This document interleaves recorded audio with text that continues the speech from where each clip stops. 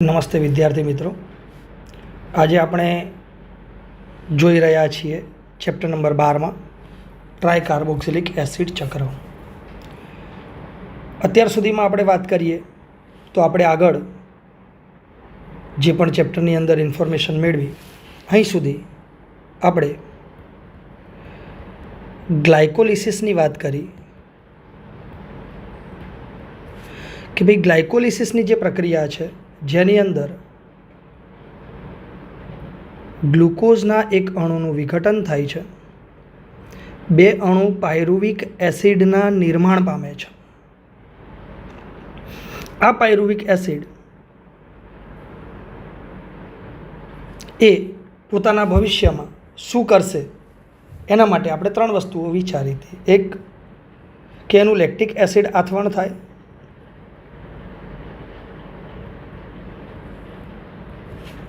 બીજું કે એનું આલ્કોહોલિક આથવણ થાય,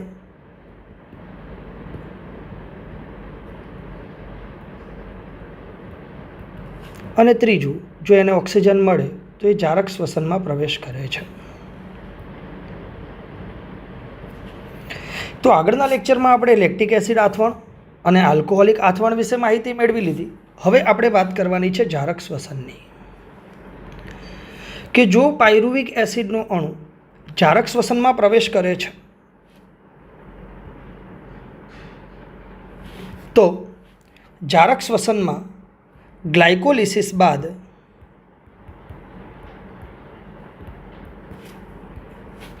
બે પ્રક્રિયાઓ, એક ક્રેબ્સ ચક્ર અને બીજું ઇલેક્ટ્રોન પરિવહન તંત્ર એટલે કે ઇલેક્ટ્રોન ટ્રાન્સપોર્ટ સિસ્ટમ ETS, આવી બે જુદી જુદી પ્રક્રિયાઓ જોવા મળે છે. ગ્લાયકોલિસિસમાં આપણે વાત કરી હતી કે એ કોષ રસના આધારકમાં જોવા મળે છે. એ જ રીતે ક્રેબ્સ ચક્ર છે એ સામાન્ય રીતે આપણે જોવા જઈએ તો કણાભ સૂત્રનું આધારક, જેને આપણે સામાન્ય રીતે મેટ્રિક્સ કહીએ છીએ,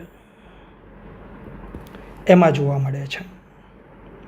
જ્યારે ETS એ અંતઃપટલમય તંત્રમાં જોવા મળે છે.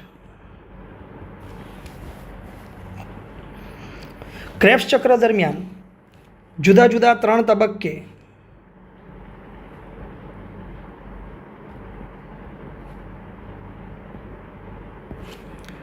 ત્રણ CO2ના અણુઓ મુક્ત થાય છે, જ્યારે ETS દરમિયાન જે પણ ઓક્સિજનની હાજરીમાં હાઇડ્રોજન જોડાઈને H2Oના અણુનું નિર્માણ કરે છે અને એ દરમિયાન બહુ જ મોટા પ્રમાણમાં ઉર્જા મુક્ત કરે છે. તો આ બંને પ્રક્રિયાઓ આપણે જોવાની છે, જેમાં પહેલી પ્રક્રિયા આપણે જોઈએ. સૌથી પહેલાં વાત કરીએ તો TCA ચક્ર. TCA ચક્રમાં આપણે જોવા જઈએ તો ટ્રાય કાર્બોક્સિલિક એસિડ સાયકલ આવું કહેવાય છે. આ જ ચક્રને સાઇટ્રિક એસિડ ચક્ર પણ કહેવામાં આવે છે. સાઇટ્રિક એસિડ ચક્ર એ ગ્લાયકોલિસિસ પછી તરત શરૂ થતું નથી. કેમ? કારણ કે આપણને ગ્લાયકોલિસિસના અંતે જે નિપજ મળી એ છે પાયરુવિક એસિડ. જ્યારે અહીંયા ઓક્ઝેલો એસિટિક એસિડ સાથે જે અણુ જોડાય છે સાઇટ્રિક એસિડ ચક્રમાં એ છે એસિટાઇલ કોએન્ઝાઇમ A. તો પાયરુવિક એસિડ જ્યારે TCAમાં પ્રવેશે એ પહેલાં એક મધ્યસ્થી અણુનું નિર્માણ કરે છે, જે છે એસિટાઇલ કોએન્ઝાઇમ A.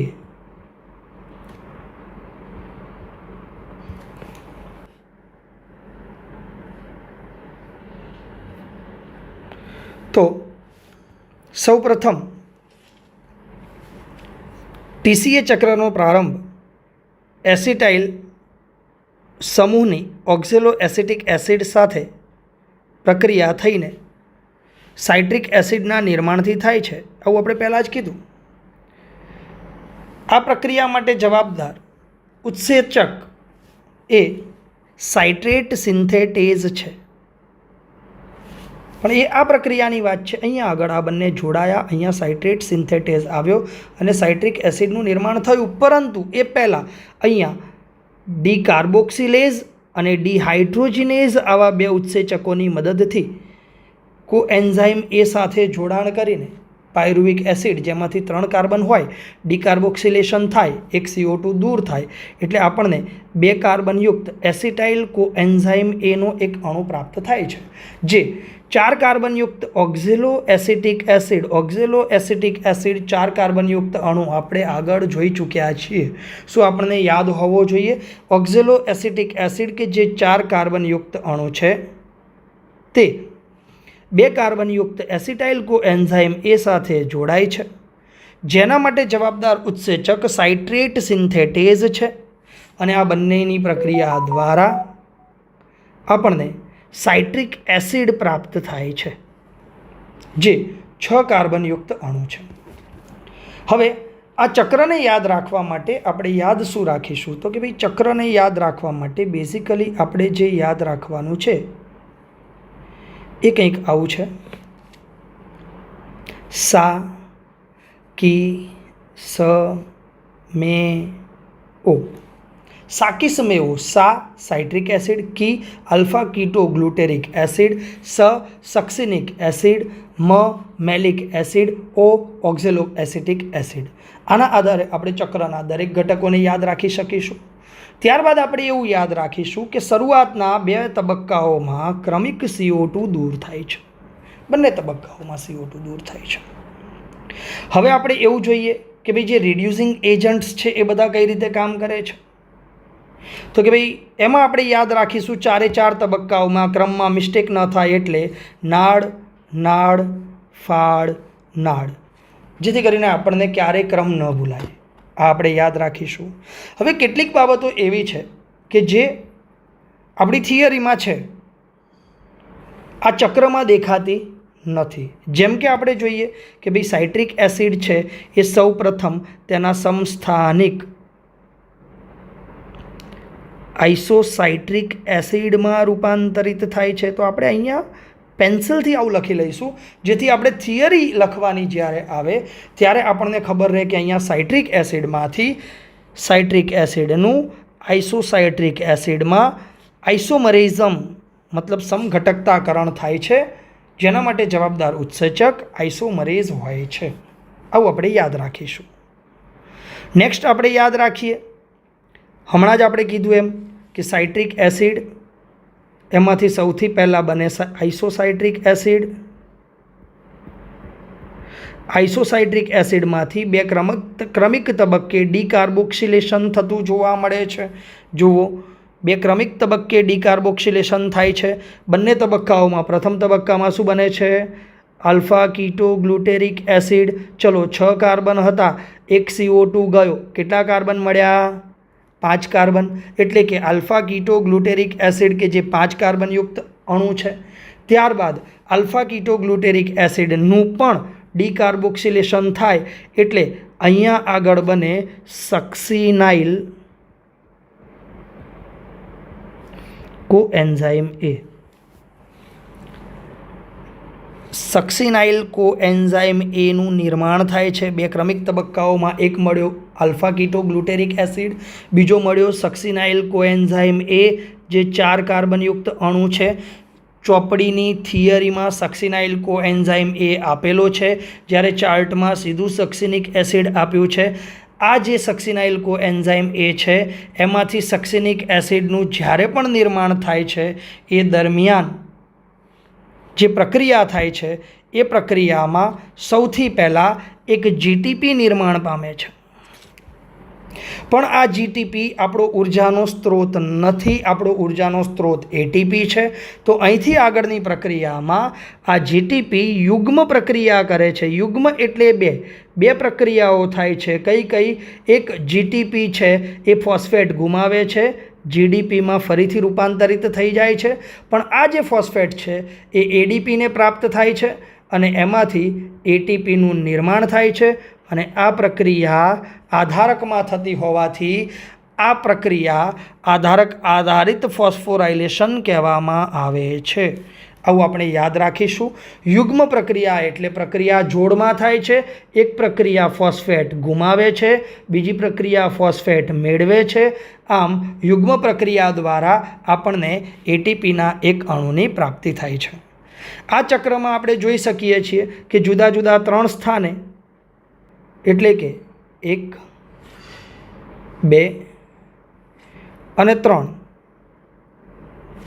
આવા 3 સ્થાને NAD છે એ NADH+H+ માં હવે રૂપાંતરિત થાય છે, પણ H+ ઉમેરાયો એટલે પ્રક્રિયા કઈ થઈ?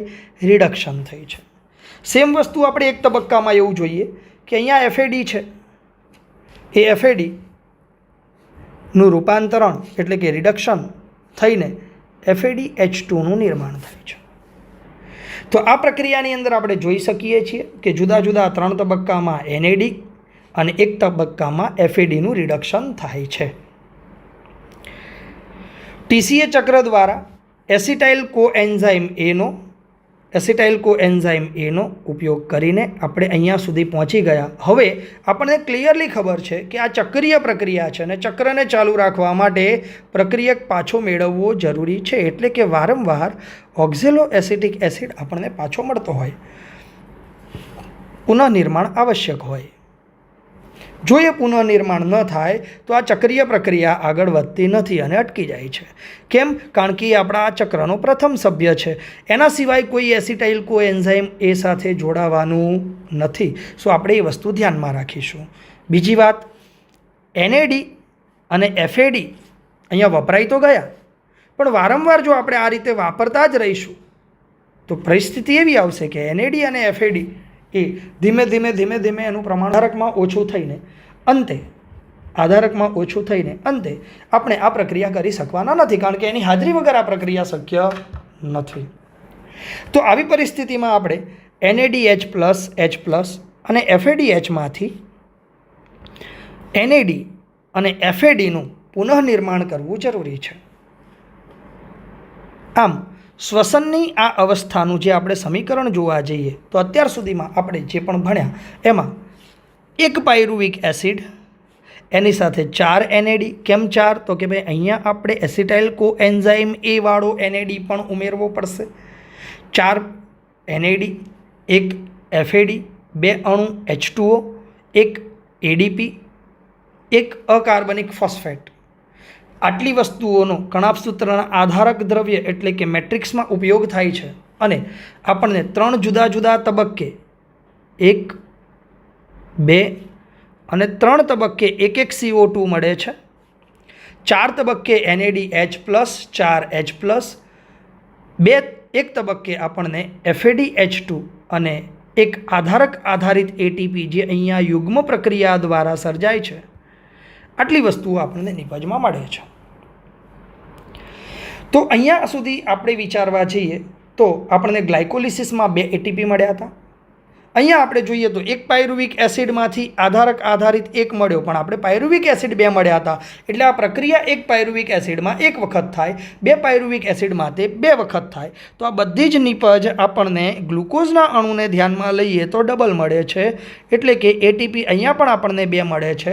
તો 2 ATP ગ્લાયકોલિસિસવાળા, 2 ATP આધારક આધારિત, એમ કરીને અત્યાર સુધી આપણને કુલ 4 ATP મળ્યા. આ સિવાય અહીંયા આપણે બધા જ અણુઓને ડબલ કરીએ તો 6 CO2 મળ્યા,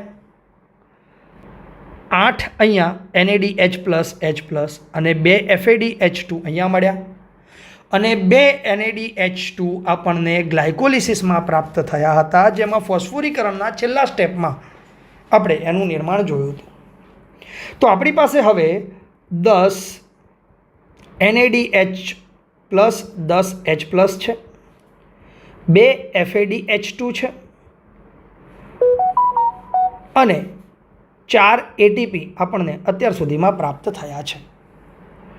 તો અહીંથી આગળની પ્રક્રિયામાં ક્યાં કેટલા ATP કેવી રીતે મળે છે એ આપણે ETSમાં જોઈશું.